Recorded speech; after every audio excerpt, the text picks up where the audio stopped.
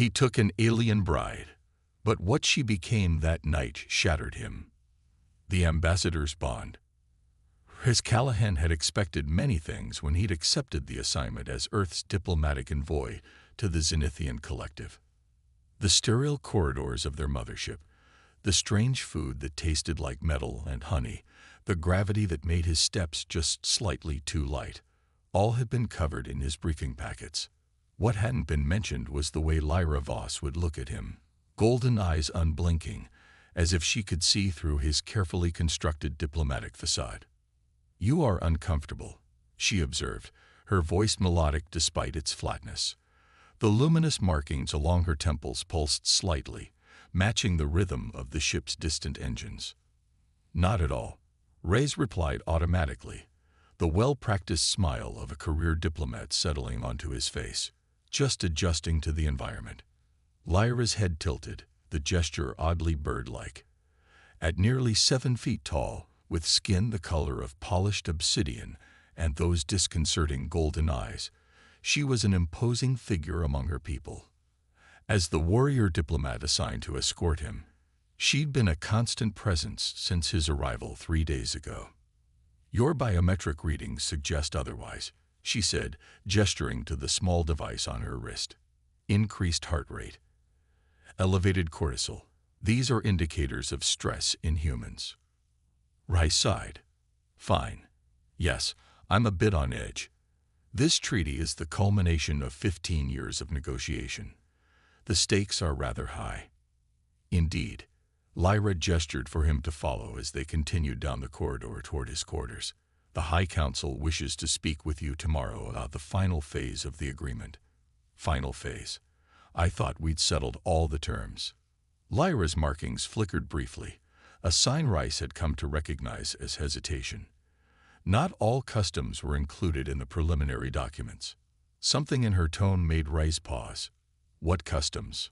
"It will be explained tomorrow," she said, stopping at the entrance to his quarters. "Rest well, Diplomat Callahan." Before he could press further, she had turned and strode away, leaving him with a growing sense of unease. A High Council chamber was a marvel of Zenithian architecture, crystalline structures that seemed to float in midair, catching and refracting the light in hypnotic patterns. 7 council members sat in a semicircle, their ceremonial robes shimmering with embedded technology. "The Terran-Zenithian alliance stands at the precipice of fruition," announced Councillor Drev, his aged voice carrying surprising strength. "Yet, as with all meaningful alliances, it must be sealed properly." Riz nodded, standing tall despite feeling dwarfed by both the chamber and its occupants. "Earth's leadership is prepared to formalize the treaty according to diplomatic protocols." A soft murmur rippled through the council. Lyra, standing to his right, shifted her weight almost imperceptibly. "Protocols are insufficient," Councillor Drev continued. "Our history teaches us that words on paper hold no power without deeper commitment. The alliance requires a bond." The way he emphasized the word made it clear this was no ordinary diplomatic formality. "I'm afraid I don't understand," Race said carefully. The council leader gestured to Lyra. "Commander Voss will explain the tradition. She has been selected as the Zenithian representative for the bond." As they left the chamber, Race struggled to maintain his composure. Once they were alone in a small antechamber, he turned to Lyra. "What exactly did they volunteer you for?" "I was not volunteered," Lyra said, her voice unusually soft. "I requested the honor." Something about her admission sent an unexpected warmth through Rise's chest, quickly replaced by concern when she continued. "The Zenithian people do not enter alliances lightly," she explained. "Our biology has evolved to form profound connections, bonds that transcend mere agreements." Rice frowned. "You're talking about some kind of biological contract." "Much more." For the first time, Lyra seemed to struggle for words. "When we choose to bond with another species, it creates a permanent physiological link. Our nervous systems become compatible." To demonstrate, she held out her hand, palm up. Beneath the obsidian surface of her skin, intricate patterns of golden light pulsed and swirled. patterns Rice hadn't noticed before. If we complete this bond, she continued, you will carry part of me within you. My strength, my tactical knowledge, even access to Zenithian technology. And she hesitated, I will carry part of you. Ray stared at her outstretched hand, mind reeling with implications. That's why Earth pushed so hard for this treaty. They want access to Zenithian capabilities. Lyra's expression remained neutral, but her markings flashed brighter. Your leaders were informed of the possibilities, though perhaps not all the conditions. What conditions? Ray's asked, mouth suddenly dry. The bond requires true intimacy, she said, her voice lowering. During that connection, we become completely vulnerable. Our defenses fall away entirely. She stepped closer, her imposing height casting a shadow over him. The bond allows me to see your true nature, Riz Callahan. If I find deception, cruelty, or intent to exploit my people, her voice hardened, Zenithian law requires immediate termination of the threat. The diplomatic part of Rice's brain scrambled to process what she was saying. You're telling me this is a test. If I fail, you'll kill me. This is survival, Lyra corrected. The bond is permanent. If your heart is impure, I must end the threat before it begins. She extended her hand again, this time an offering. Tonight, we will either become truly joined, or one of us will not see tomorrow. The choice to proceed is yours. Riz looked at her outstretched hand, realizing that 15 years of diplomatic negotiations had somehow failed to prepare him for this moment. This wasn't politics anymore. It was life and death, intimacy and trust, all wrapped in alien biology he couldn't begin to comprehend. I need to understand more, he said finally, taking her hand, before I agree to something this permanent. A flicker of what might have been respect crossed Lyra's features. Wise. Perhaps your species has more depth than our intelligence suggested. As the ship's artificial night cycle deepened around them, Riz listened intently as Lyra revealed the ancient traditions of her people and the true reason behind his selection for this dangerous diplomatic gambit. Your service record suggested qualities we value, Lyra said, sitting beside him with unexpected gentleness in her quarters later that evening. Courage, integrity, compassion for those under your command. I left military service years ago, Riz replied. I'm a diplomat now. Yet you carry those qualities still, she observed. I have watched you these past days.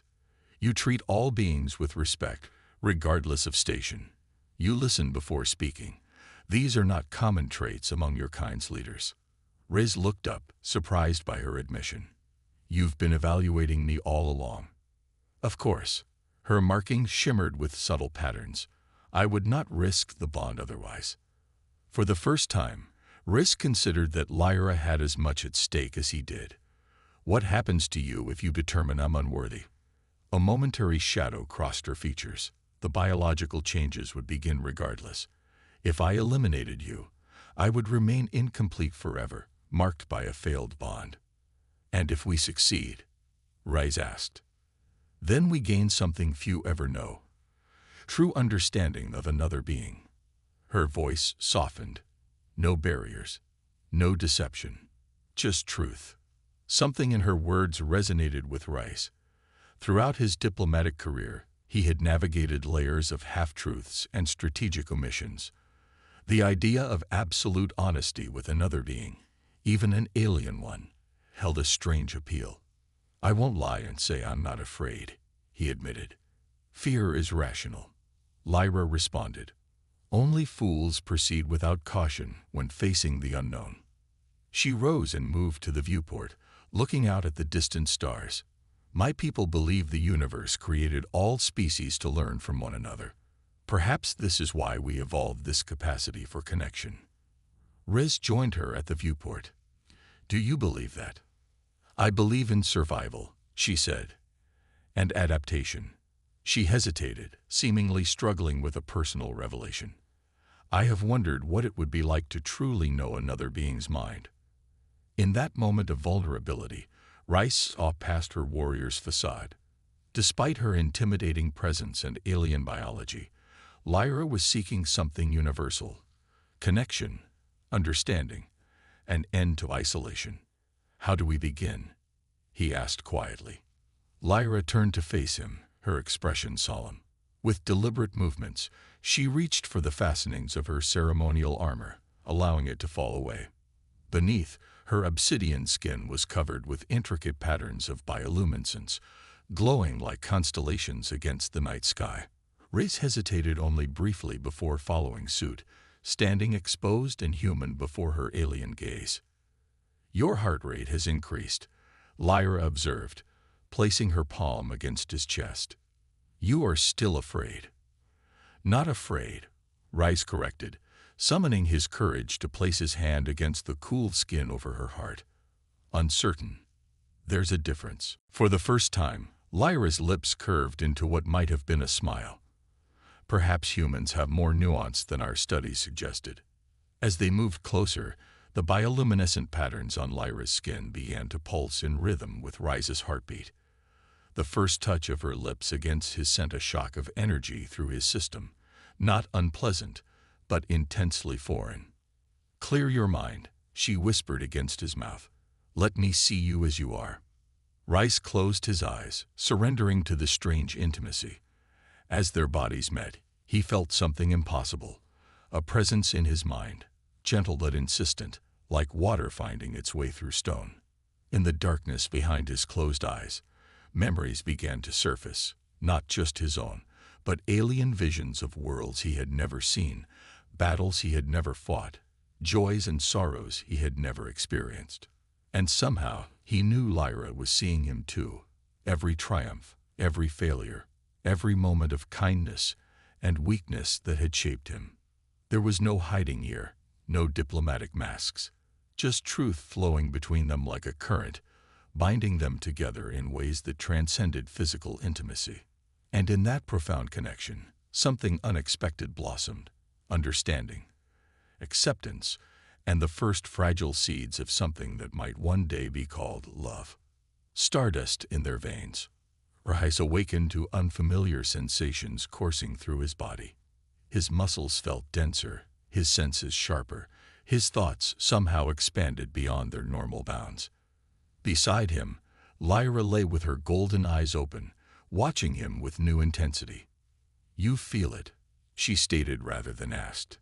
He nodded, flexing his hand experimentally. "Everything's different. Clearer. The bond is complete," Lyra said, a note of wonder in her usually controlled voice. "You proved worthy." Riz sat up, suddenly aware of a strange double consciousness, his own thoughts and something else, a presence at the edge of his mind that felt distinctly like Lyra. "I can feel you," he said, struggling to articulate the sensation. "Not just physically. Inside my head. The neural bridge will strengthen over time," she explained, sitting up beside him. "Already you carry a portion of my strength. Soon you will access more." Rice was about to respond when a sharp pain lanced through his temple. Not his pain, he realized with shock, but Lyra's. She winced simultaneously, her hand flying to her communication implant. "Commander Voss," she answered, her voice instantly returning to its military cadence. Rice found himself understanding the Zenithian language flowing through her implant, though he had never studied it beyond basic diplomatic phrases. "We will report immediately," Lyra concluded, rising with fluid grace. "The bond has been tested. It is secure." "What's happening?" Rice asked, already knowing it was serious from the emotional resonance flowing through their connection. "The treaty signing has been compromised," she replied, tossing him his uniform. "A faction opposed to the alliance has infiltrated the diplomatic sector. They've taken hostages, including Ambassador Winters." Rice felt a cold rush of adrenaline. A coup attempt? Not yet, but they seek to destabilize the alliance before it can be formalized. Lyra's eyes narrowed. "They do not know about the success of our bond. This gives us an advantage." As they dressed rapidly, Reese became aware of tactical information flowing into his consciousness: building schematics, security protocols, combat maneuvers he had never learned but suddenly understood with perfect clarity. "This is incredible," he murmured. "Focus," Lyra commanded, though not unkindly. "The bond is new. You must direct the flow of information or become overwhelmed." She approached him, placing her hands on his shoulders. "Remember what you saw in me last night. My training, my discipline. Draw on it now." Rhys closed his eyes briefly, concentrating on the tactical knowledge being offered through their connection. When he opened them again, he felt a new resolve, part his, part hers, wholly focused. "What's the plan?" he asked. "They expect a frontal assault from my warriors," Lyra explained. "They do not expect you." A human diplomat with access to Zenithian military command systems. She handed him a small device. "This will respond to your neural patterns now. You can access secure areas, override security systems.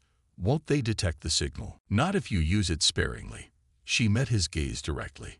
"You will need to approach diplomatically while I coordinate our forces.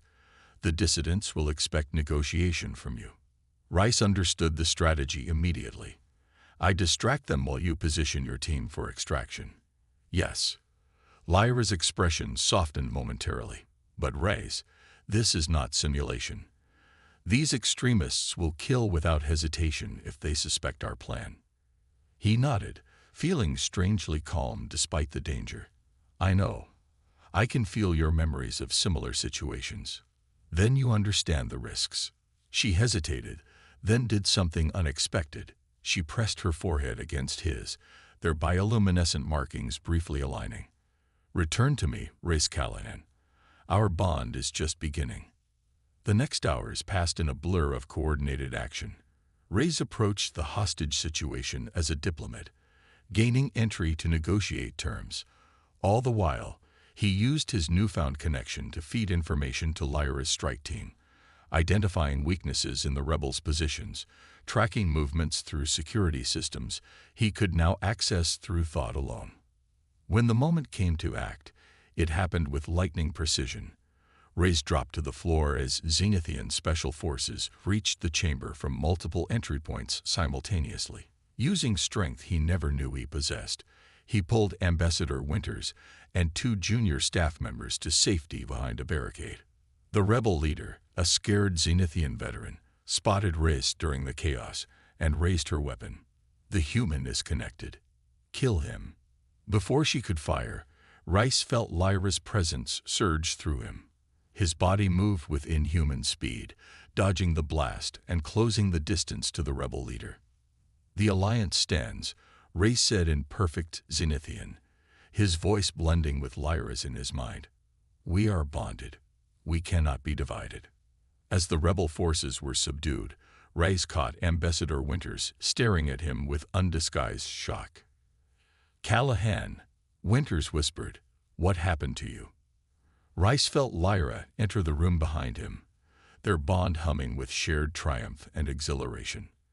"Let's just say," he replied, turning to meet her golden gaze, "this diplomatic mission has become much more than political after all." 6 months later, Rhys stood on the observation deck of the Zenithian flagship, watching Earth grow larger in the view screen. Beside him, Lyra studied the approaching planet with curious intensity. "It looks so fragile from here," she observed. "Yet your people have survived countless disasters." "Adaptation is something our species share," Rhys replied, feeling the now familiar warmth of their connection flowing between them. The past months had transformed them both. Rhys's body had developed new musculature, his reflexes and senses enhanced beyond human norm. More profoundly, his mind had expanded to accommodate Zenithian thought patterns and memories. Lyra, too, had changed. Her formerly rigid posture had softened somewhat. She smiled more freely, especially in private moments. Human emotions, complex, contradictory, and vibrant, had become part of her consciousness through their bond. "The United Nations Assembly is watching this visit closely," Rhys noted, sensing her apprehension. "They've never seen a successful human-Zenithian bonding before. They fear what they do not understand," Lyra replied, unconsciously using the human idiom she had absorbed from him, "as both our peoples once did." Rice turned to face her fully. Are you ready for this? Earth's media will be intense. I have fought in 17 major conflicts, Lyra said with a hint of amusement. I believe I can manage your journalists. Their shared laughter was interrupted by the arrival of Admiral Harlow, Earth's senior military liaison. The Admiral's expression was carefully neutral as he approached. Commander Voss, Mr. Callahan. He greeted them formally. The landing party is assembled. However, there's a situation developing. Rice felt Lyra's alertness spike through their bond. What situation? A demonstration has formed outside the landing zone, Harlow explained. A coalition of religious and conservative political groups. They're protesting against, well, he gestured vaguely between them, interspecies unions. Rice felt immediate tactical assessment flow through his mind. Threat levels, evacuation routes, defensive positions. He placed his hand on Lyra's, sending calming thoughts through their connection. We anticipated resistance, Rice said, but canceling the visit would only reinforce fear. Lyra nodded, her markings pulsing with determined patterns. We will proceed as planned. As they prepared to disembark, Rice found himself reflecting on the journey that had brought them here. What had begun as a diplomatic arrangement had evolved into something revolutionary. A true partnership that transcended species boundaries. The shuttle doors opened to reveal a crowd of protesters beyond the security perimeter, their signs and shouts visible even at a distance. But closer to the landing pad stood a larger gathering. Scientists, diplomats, and citizens who had come to welcome Earth's first bonded interspecies couple. Rice felt a momentary hesitation from Lyra through their bond. He squeezed her hand gently. Together, he said quietly. She met his gaze, her golden eyes reflecting emotions that once would have been foreign to her warrior nature. Hope, affection, and something deeper that neither of them had yet named aloud. Together, she agreed. As they stepped forward side by side, the crowd fell momentarily silent, taking in the sight of them. Human and Zenithian, their physical differences obvious yet somehow harmonious. Then someone began to applaud, others joining until the sound swelled around them. Later that evening, in the privacy of their quarters at the diplomatic compound, Lyra traced the bioluminescent patterns that now decorated Rice's skin, a physical manifestation of their bond. When I was assigned this mission, she confessed, I believed it would be my greatest sacrifice, to bind myself to an alien for political necessity. Rice smiled, knowing what she would say next because he could feel the emotion behind it.